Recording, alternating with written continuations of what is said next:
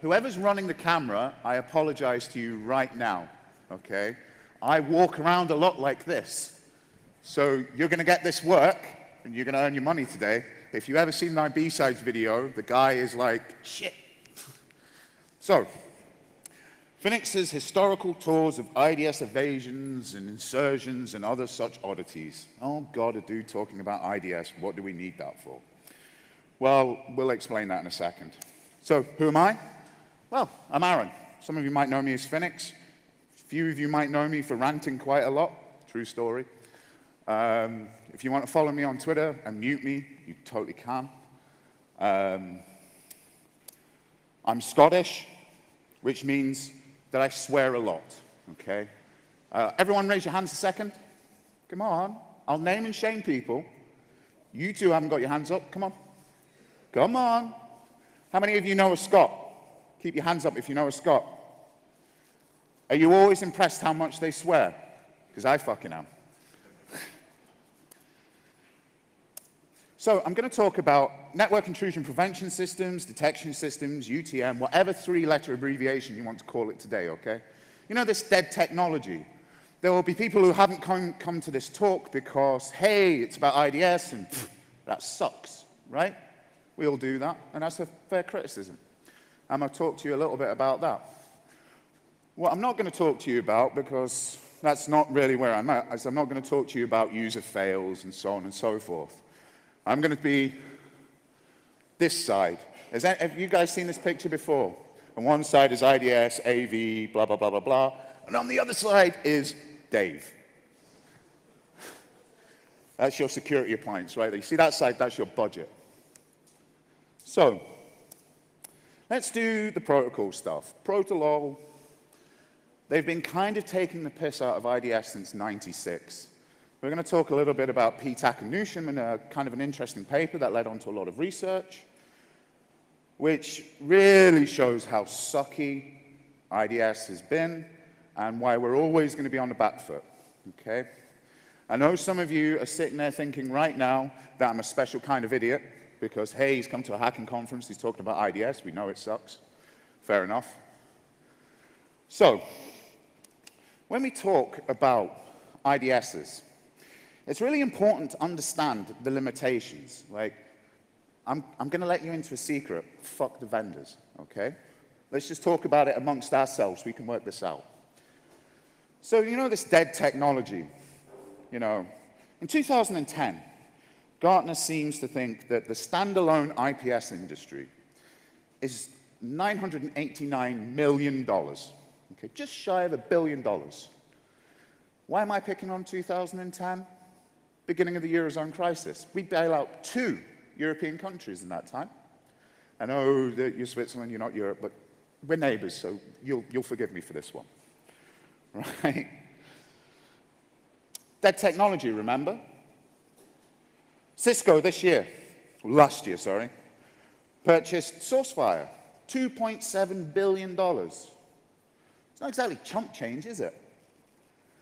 I was in a talk in Michigan, Grand Rapids, and the news just broke about Cisco. And I've got maybe a little bit of history of trolling Cisco over the years. And so I'm doing my talk, and I'm saying, oh, Cisco's just brought Sourcefire for $2.7 billion. $2.6 billion. Guy gets up in the middle of my talk and stops my talk and says, you're wrong. I'm like, really? Yeah. Lifts his shirt up, it's got Sourcefire written across the top of it. I think you'll find it's 2.7 billion. I'm like, right, everyone that's got a Sourcefire or Cisco product, you see this guy standing up right here? He's in the sponsors area. If you've got any problems with false positives or it's not working correctly, go and see this guy here. Give a wave to everyone. The checkpoint guys at the back of the room were like, woohoo! Fucking love you. So you're next. Shit. So, but you have to look at the issues that IDS itself has an issue with, okay? So we look back in the day, and people, you know, people are always surprised to find out that actually IDS is older than antivirus. So when people say to you, are you not worried that the IDS industry will become like the antivirus industry? No, really, I'm a bit more worried that the antivirus industry will become like the IPS industry. We spent 6, 7, 8 years researching this shit. So they start off back in the day with the old static string analysis, right? Woo! We're going to look for bad strings. And this is the problem when you get engineers trying to fix problems, because they come up with an engineering solution. So what we're going to do is we're going to look at the data stream from the bad guy, and in there, that's going to tell us what the bad guy is doing, right? Makes perfect sense. Well, when you understand that protocols themselves are very easy to talk about in some ways, but they're very hard to implement, you know. There's an old adage which I'll talk about later on, but implementers, people who implement RFCs, they have this adage that is, send conservatively, receive liberally. And what that means is, be very, very defined in what you send out, but be very, very liberal in what you send in. Because we all want our protocols to work, right? We want networks, interconnected networks. That's what we want. Give us that good stuff. The problem is when you're looking for things that go wrong, when you don't know how the end point is going to react, this is when you start to let things slip through the cracks. Ding, ding, ding, 96, okay? HTTP evasions come about. The paper was called The Final Nail in the Coffin, right? Did I tell you that this was 96, right? 2010, spent $1 billion on standalone IPS. Yeah, that nail in the coffin really did well, didn't it? So, when you look at protocols, protocols are an interesting thing, because they should be able to tell you what's happening in that data stream. That's what they should be able to do. So an IDS should be able to look at a data stream and know what's about to happen, right? Makes perfect sense. So, let's talk about compression. Compression is an interesting issue, because there's some things that an IDS can do and there's some things that an IDS can't do. In the case of compression, and HTTP chunked is an interesting issue. So, we send compressed data over the internet. Woohoo! We send gzips and deflate and all of this good stuff. And in the headers, it tells you exactly how big the gzip payload's going to be. And the IDS can go, right, I'm going to buffer this amount of space, and then I'm going to look inside and I'm going to see the bad things, yeah? Yeah. Then rolls in HTTP chunked. As a protocol, it doesn't require you to define the length of the compressed format. It just sends you chunked data. So an IPS or an IDS has really one solution. Or, well, actually, it has one solution and one fail. The solution is we buffer everything.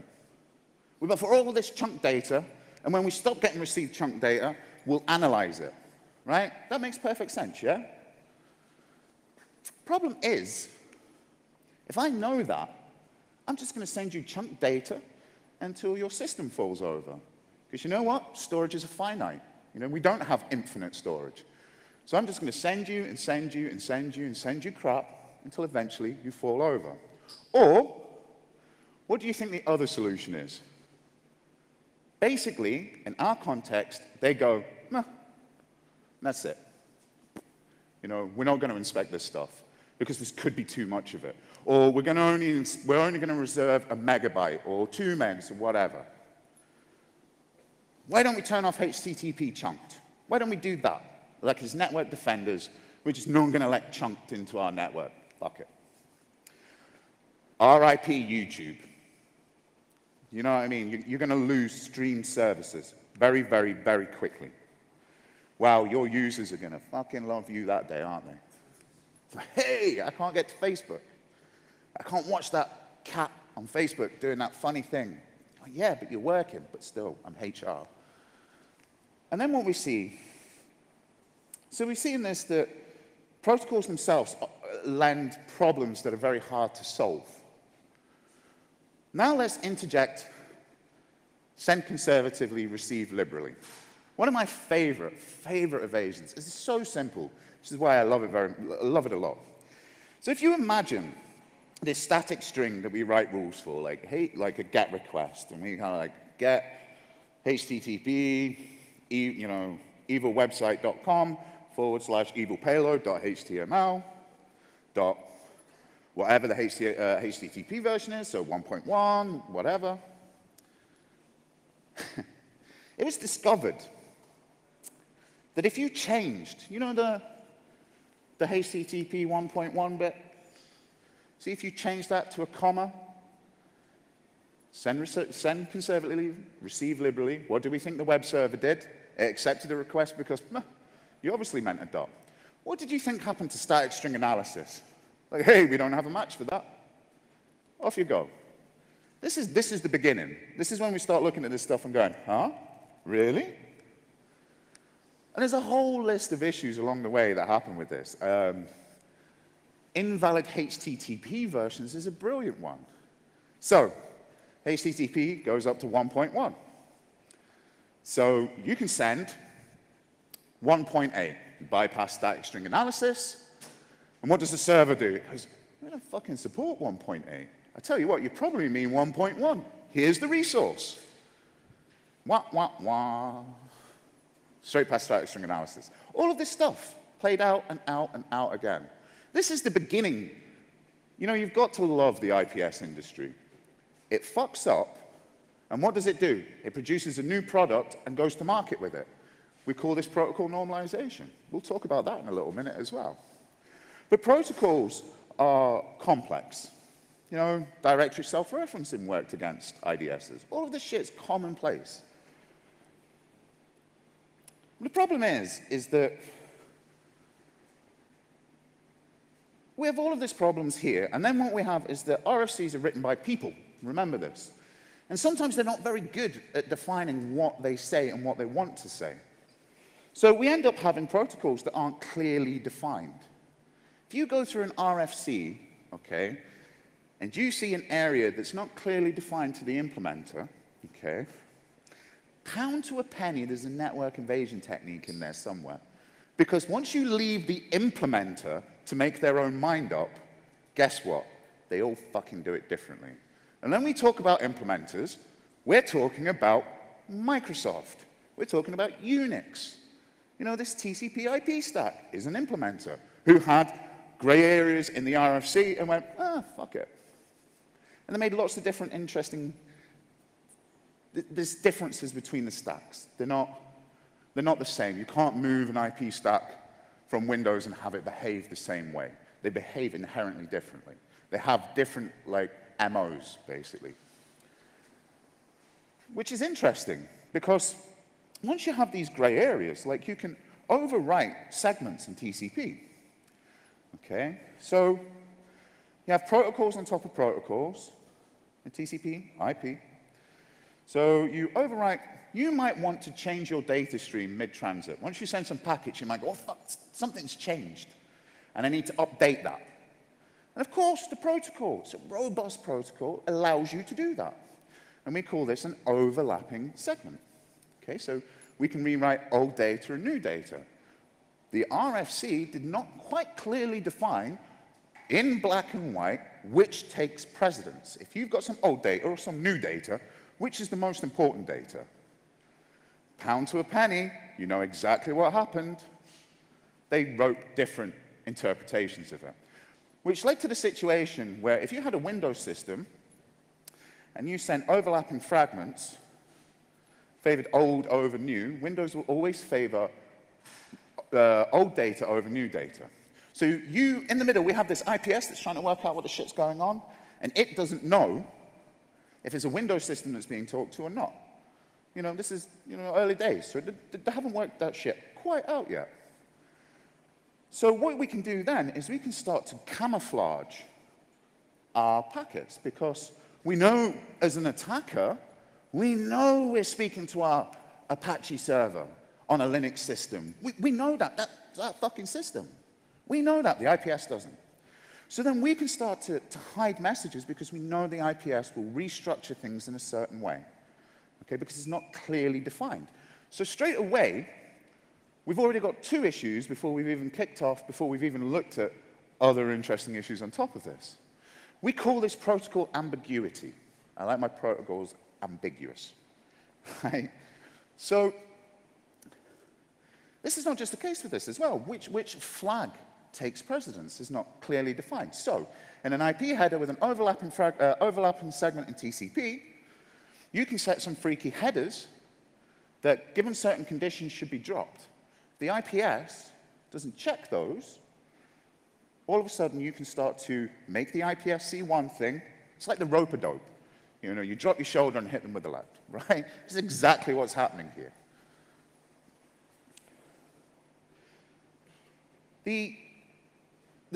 There is, if you guys are interested in this stuff, or if you ever need to, like, if you're insomniacs and you need to get some sleep, give me an email. I've got books on this shit that could fucking bore you to death. This is why there's not much of my soul left. But this is all based on send conservantly, receive liberally. Okay, this is a big issue. Now, of course, the users want this.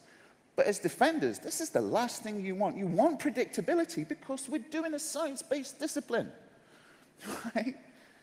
It's not supposed to be black magic and voodoo. Right? It's a protocol. We're supposed to know what's going to happen. But the IPS doesn't have that option. It doesn't get that. Then, let's talk about frags, and fragmentation attacks. Oh my God. So this starts kicking out about 2000. This bears so to give you some historical context, just to jump back for a second. How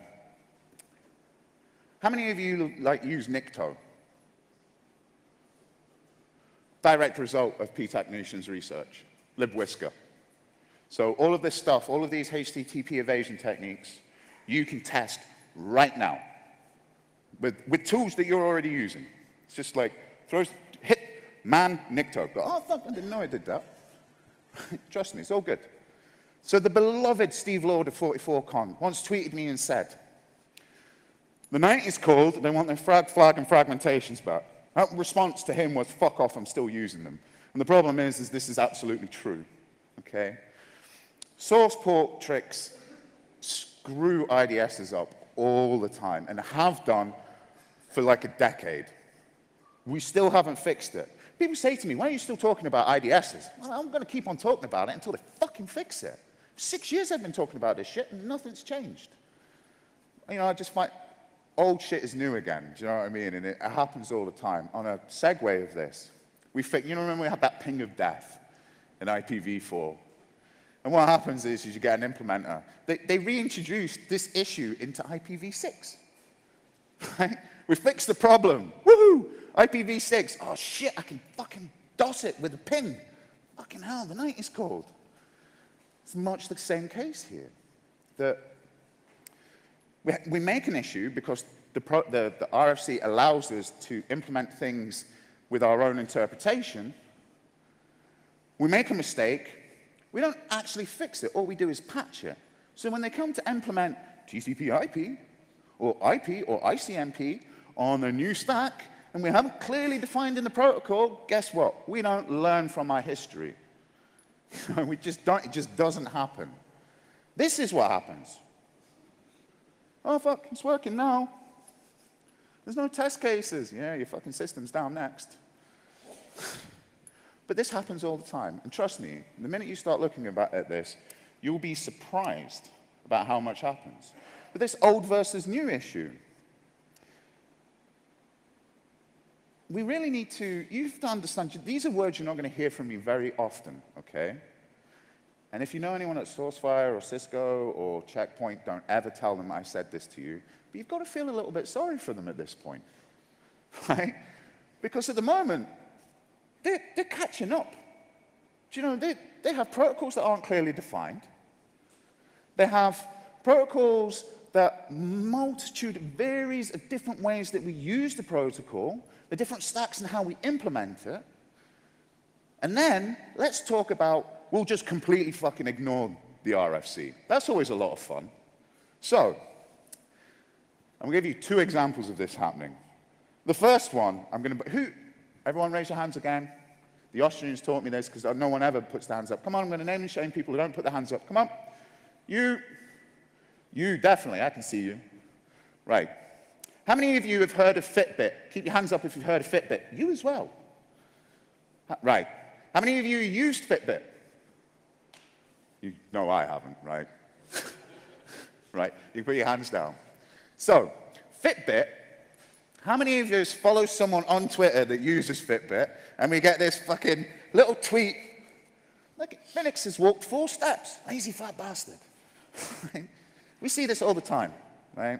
So what Fitbit does, Fitbit, like, you go onto your site and you connect it to the sites. Say, okay, you're gonna tweet my shit, and what happens is Fitbit goes and does its cloudy fucking social media thing. Woo! Unfortunately, the developers at Fitbit do not conform to RFC standards. So when you're making a request, you have a user agent string. This is quite clearly defined in the protocol, right? Well, they didn't. So what happened is a lot of organizations with a lot of staff started getting malware alerts. Whoop, whoop, whoop.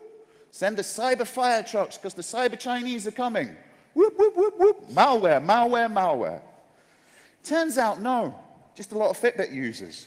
Because the Fitbit users, the developers weren't conforming to the standard. They didn't put a user agent string in. You know who else doesn't like to put user agent strings in their software? Malware authors. Surprise, surprise. So there we have a developer completely out of the control of these snake oil vendors, completely out of their control, doing stuff that doesn't conform to the standard. Well, let's not get the violin out for the world's smallest violin out for the IDS vendors just yet. So it was discovered. So the protocol for IP is pretty clear. If you have an invalid checksum, you drop the packet. Okay? Well, it was discovered by some spurious types that what they could do is they could send a lot of packets. And guess what? Guess where you think the IPS vendors cut a corner? They were not checking the IP checksums.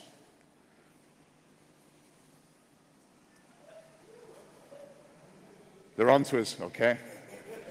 Everyone's getting banned. Run. So they weren't checking the IP checksums. So what we could do is we could put in spurious. I've not even got my e-cigarette on yet, fuck's sake. It's a badass coil on that thing. Thanks.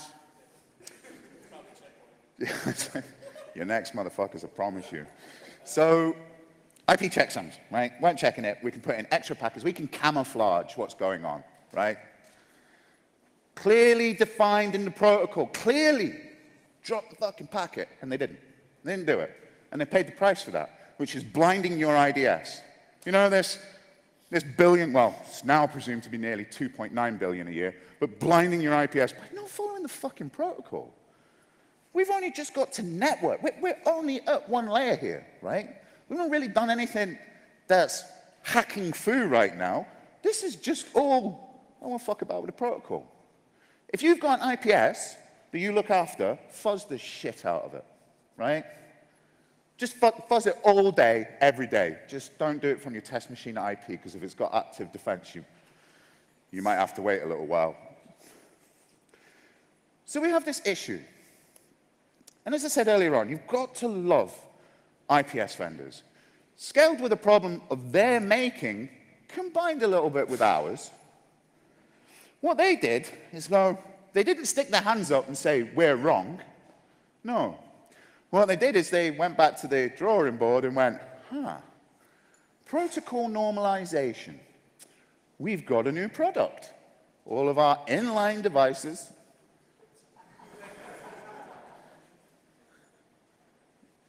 I don't need lights, okay, it's cool. Just talk amongst yourself. I've been taught that when that's on, it's my turn, and when that's off, it's your turn. So, I'm waiting for it to go off again. So they produce a new product, you know, inline protocol normalization. How many of you have had experience with this? How many of you know what I'm talking about when I talk about protocol normalization? How many of you have seen that scene in Aliens where Ripley says, we need to nuke it from orbit, it's the only way to be sure? That is protocol normalization, okay? And I will explain why. So all of these issues of skipping past the defenses is because we don't know what the endpoint is. right? So there's different ways that we can talk to different endpoints. So some smart guy in IPS world went, we should totally be the endpoint, and then we'll analyze it. Because then we know what we're sending out to the endpoint. They kind of nuke it from orbit. Two issues with this. First and foremost, you can only normalize protocols if you're in line, right? Doesn't work if you're a passive member of the network, because you're passive. Not even the most passive-aggressive person could do any shit at this point. And secondly, these are fucking people that do not read RFCs, rewriting data streams on your network that are guilty of ignoring a defined, clear standard. We did some research about enumerating IPSs. And you don't really enumerate IPSs. What you do is you enumerate the signatures. Because who gives a fuck what the IPS actually is? I don't give a fuck. I care about how you interpretate threats. I don't care if you're a Cisco, Sourcefire, or a fucking Raspberry Pi. What I care about is the rules that you're doing. So we did some tests about how we can enumerate this shit. And we did this. Protocol normalization is so easy to pick up, it's unbelievable. So, engineer solution here. There is we call these insertion attacks, where you insert extra packets into the data stream, knowing that the IPS will see one picture and not the other picture. So, some spurious types discovered that what they could do is they could produce a data stream with one hop less than destination, so the IPS would see this big, long pile of packets and go, oh, fuck, it's okay. They're just downloading a Windows update. And by the time the packets get there, all the camouflage is dropped because it's one hop short of host. Wow, wah, wah, wah. You know, bingo, got you. So the guys thought, you know what we should totally do? We should totally rewrite time-to-lives. So people like me are able to put packets into a network, and then with like a time-to-live of 4, and then I'm going to watch it suddenly, ping, become 8. And we go, ah, you're using Sourcefire. Okay, because these are clearly defined what they do in these situations. We can send packets in an ordered structure and watch Sourcefire reorder them. Ha ha! And you've got this rule engaged as well. I'm totally going to change my attack now, because I know that you can't do this, but I know you're fucking good at this, so let's leave that and let's push here. That's what we want to do. But you know what? I'm not telling you anything you don't know. I mean, I'm probably telling you some nice anecdotes that maybe make you think about when you're testing an IPS. And you might email me some funny stories, as this one was. You know you're a sad detection geek when your friend calls you up in the middle of the day and says, dude, you are never going to fucking believe what I've just heard. What is it? I was in a customer meeting with the senior network administrator, and they've been having some issues with the load on their IPS. Okay. So he advised them that they should SSL encrypt all the traffic to take the load off the IPS. Okay. Let me just clear this up for you, okay? All the traffic is completely blind to the IPS. No more load issues. No more false positives. No more true positives either. I think that we are at a point where we can clearly, fairly say that maybe using SSL as a load balancer is not such a bad thing nowadays. You know, maybe it's fit for purpose. But I have to ask, why not think green, motherfucker? Turn the thing off, right? If you're going to do shit like this, just unplug it. You know, while we're at it, right, how many of you are involved in the PCI industry? Because fuck you. I mean, no disrespect, but the PCI industry requires you to have a third-party application scanner, an IDS, or web app, or whatever you fucking want to call it, right? Third-party application scanner. Not your own, from a third party that scans your application for shit. Detection system, in other words. Okay? Also requires you not to break an SSL tunnel. You can break an SSL tunnel under certain requirements, but they're pretty hard and heavy. So long story short, must have a detection system, cannot break the tunnel to look what's inside the encrypted traffic.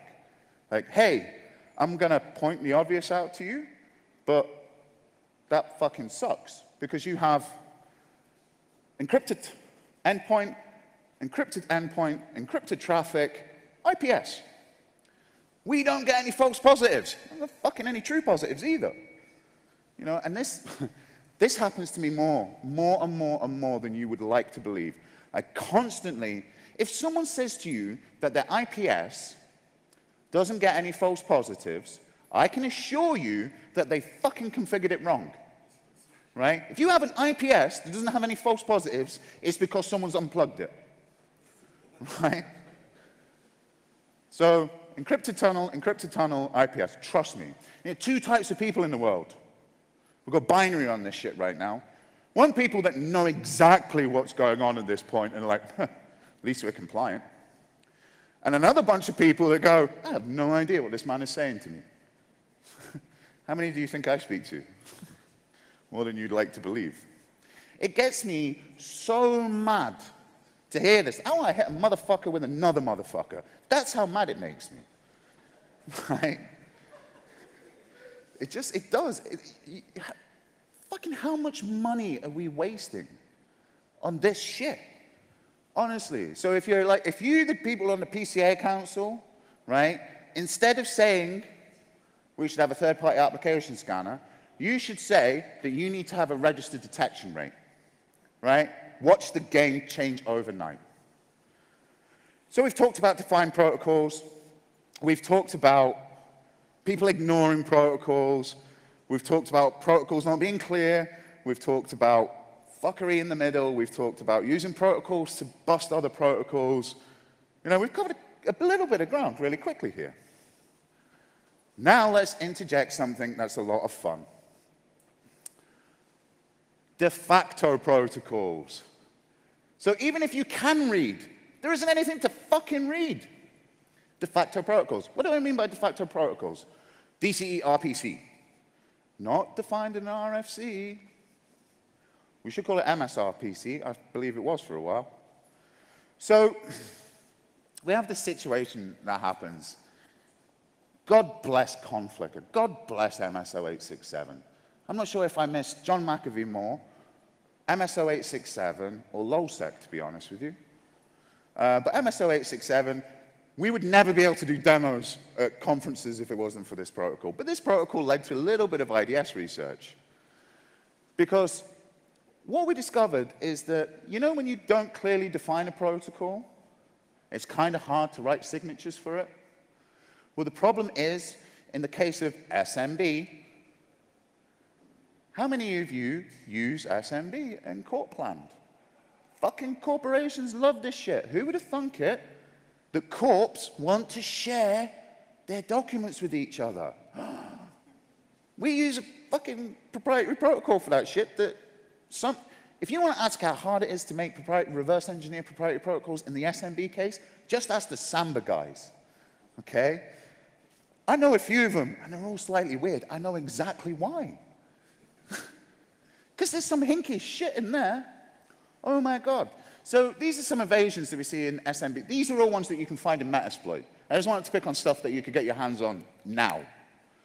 Okay? I'm not going to talk about SMB pipe IO read-write because I have spent 5 years talking about this. Fucking Google it, right? It's a clusterfuck of a situation. I can totally, tell. I can tell from a TCP stream that you're using Metasploit because this thing is turned on by default and there's no way to turn it off. So as soon as I see these hinky packets come along that don't conform to the documentation about how you should set up an SMB communication, you know, the only tiny bit of documentation that Microsoft gives us, and you go, oh, fucking hell. That's happened when HD discovered an IDS evasion technique. And he was like, woohoo, I rock.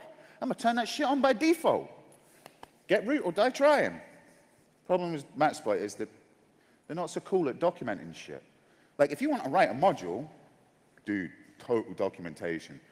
But understanding how things work is a little bit different.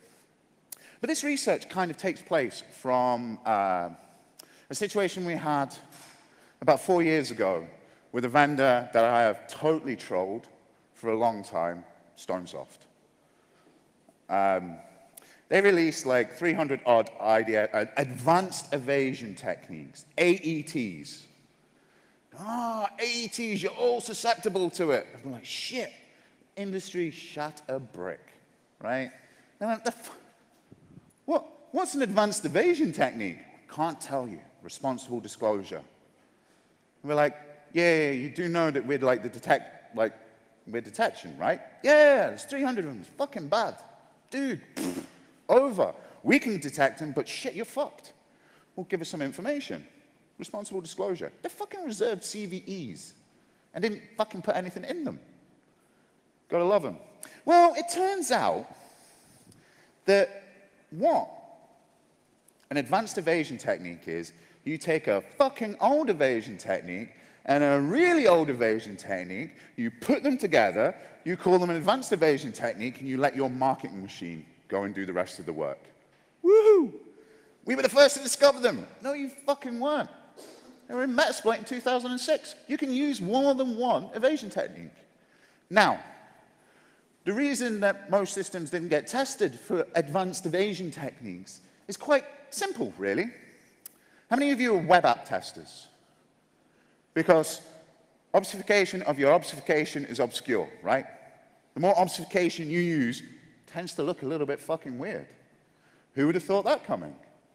You know? So I had the benefit of speaking with one of their researchers a little while ago. It was a fun conversation. The immortal lines he said to me were, "You're a victim of our marketing machine."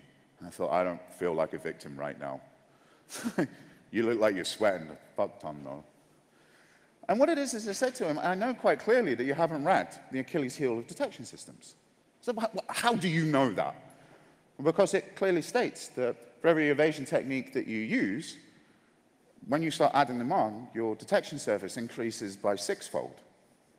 So what happened is, you see this DCE RPC fragmentation stuff. Snort was really fucking shit at picking it up. Because this DCE RPC preprocessor sucks. Not anymore. But they use like TCP segmentation, which Snort are really fucking good at.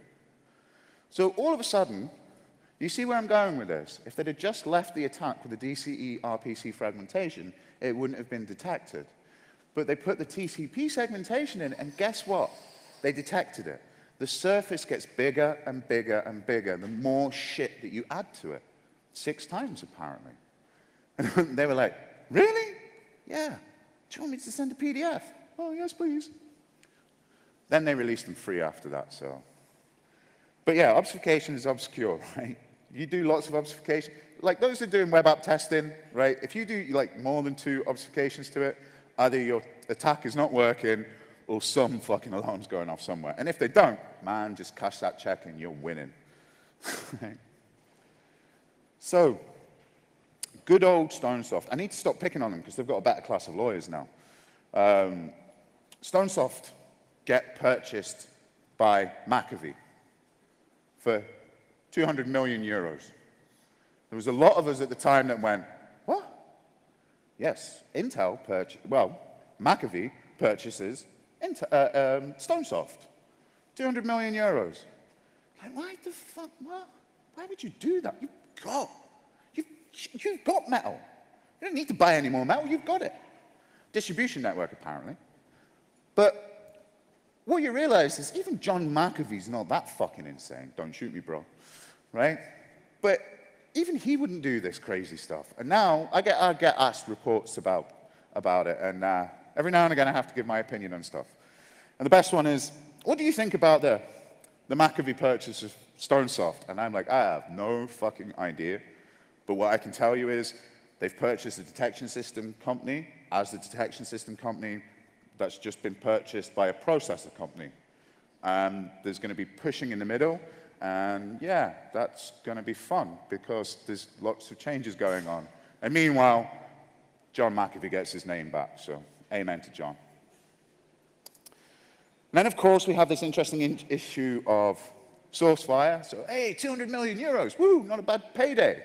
Yeah, not as good as $2.7 billion, though, is it? And that's what Sourcefire get paid for. Hang on a second, aren't Cisco an IPS vendor too? hang on, why are we seeing IPS vendors buying little ones? And believe it or not, Sourcefire, we're a little company, to be honest with you. They get paid, though. Whoa, these people get paid. 11 years before, Checkpoint tried to buy Sourcefire. $225 million. That was an inflation of the price.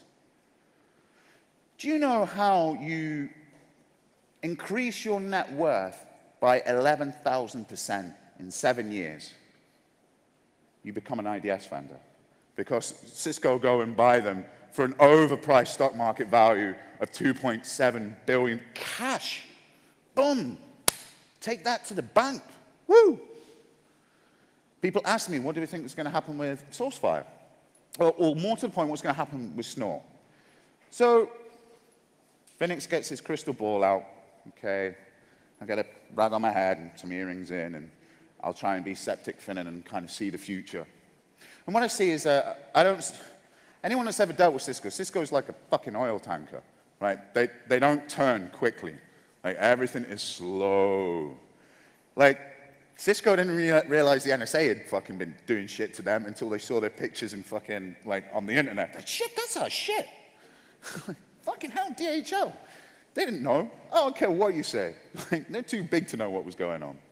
But what I think is going to happen with Sourcefire, or Snort more to the point, is that Snort is not going to be closed down by Cisco, but we're probably going to see a situation where it gets put out to the community, much like Oracle did with Open Office, blah, blah, blah, blah, blah, blah, blah. Okay?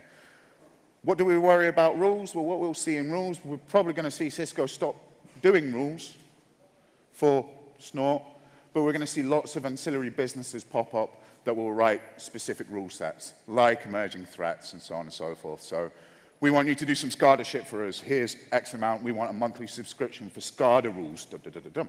We're probably going to see an increase in that shit. I'm going to talk about one more story quickly. So a lot of what we do about detection systems is based on a paper in the late 70s called the Common Intrusion Detection Framework. And it has this really cool rule in it that makes a lot of sense. Once you detect something, you should always fucking detect it, right? If you detect it once, you should detect it 1,000,000 times, right? Not a lot to ask for, is it? Right? So, welcome to IPS Vendor Club, the cartel, right? Throughput, throughput, throughput, throughput, throughput, throughput, throughput. I've pretty much just saved you the time of listening to any IDS vendor pitch, right? No one talks about detection rates. First rule of IPS Club is don't talk about detection rates. Second rule of IPS Club is shh, don't talk about detection rates.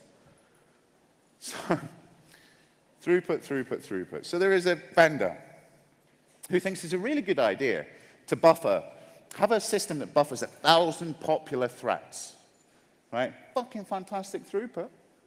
1,000 popular threats. So what do you think happens when a new popular threat comes onto the market? See the one on the end?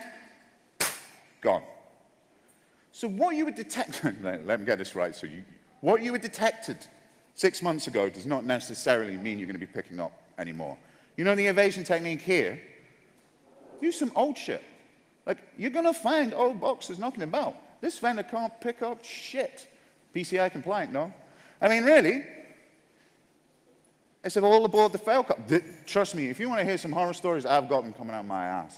Right? But all aboard the fucking fail copter on this one. Kill chain. Oh my God. So, I'm going to wrap up really quickly with this one, but the kill chain's fucking awesome. So, how many of you know what the kill chain is? Right? Oh man, you guys have got so much fun to come, because you're going to get this shit shoved down your throat. This is like next gen 2.0 of our industry, right? The cyber kill chain trademark. I was very disappointed to find out the cyber kill chain did not kill all the cybers. But Lockheed Martin does some work with the military. Who would have seen that coming? And the military have this thing called a kill chain. Because you've got to love the military. They're fucking ruthless at killing other people or illegal insurgents or whatever you want to call them. And what they discovered is it's not just a case of shooting someone. You need to get intel. You need to put boots on the ground. You need to get them there. You need to buy them guns. You need to give them bullets. You need fucking intel, right? And all along the way, these steps. And if you don't safeguard these steps, you don't get to kill the bad guy or the illegal insurgent or whatever we're calling them today, right? You don't get to do it because the bad guy disrupted it. What they also sorted out was, wow, this kill chain shit, that's really good for defense. Because the bad guy needs to get guns, needs to get bullets, needs to get intel, needs to get bodies, needs someone to pull the trigger and shoot them. If we break all of these things, it's very, very hard for bad guys to kill us, right? Lockheed Martin come along and went, woohoo, trademark, and we'll stick a cyber in front of it, and happy days, payday, right? And that's exactly what happened. Because it turns out in attacks, exactly the same thing happens. That you need to be profiled, you need to get intel, you need to get exploits, you need command and control. All of these points are very, very good places to detect or indicate that some threat is coming. So rather than us use this to kind of empower and make the world a little bit better, we trademarked it, and now, like, I probably owe him a royalty for speaking about it or something, but that's what we're at. And the problem is, in the end, the real problem that IDS will always have, because you're going to get context aware shoved down your throat, is we need context, context, context. The problem is we don't need more data, right? This is a real issue. We really don't need more data. And why don't we need more data? Because we're going to need a fucking bigger boat if we carry on, right? That in the end, all the stuff that we need to know to be able to talk about threats, we actually already log and have, you know? We just don't do our log reviews or don't keep the data long enough to do it, okay? So we don't need any of that. So wrapping up, I wanted to put this slide in, so I'm going to segue this in, but 2014 has been a fucking good year for us, right? I mean, if you're not getting paid this year, right, your business model sucks. Because there's been enough marketing for us out there that we should be doing things better. You've got to love our industry. We fail, we get paid. I think you pretty much said that yesterday. Like, we don't get paid for... We don't get paid for winning, we get paid for losing. We're in the fucking right game, man. You should all give yourself a round of applause and a pat on the back that we managed to get there. IDS vendors. They're a bit like this dog. I will protect you from all the known APTs and 0 days. And then the Hoover goes, and they go, whoa! That's exactly IDS vendors right there, okay? So, if you guys have any questions for me, I know that I'm running short on time. I'm probably chewing into Kennedy's talk, and I don't want to do that shit, because I hope he's talking about SCT or something, man. Right, is there any questions? No questions, so thank you very much. Hang on. Sorry. Just one more thing, the Columbo moment. Feedback forms. If you haven't noticed the subliminal fucking messages through this talk, fill your feedback forms in and win shit, okay? Give everyone, and all the volunteers and everything, give them a clap as well.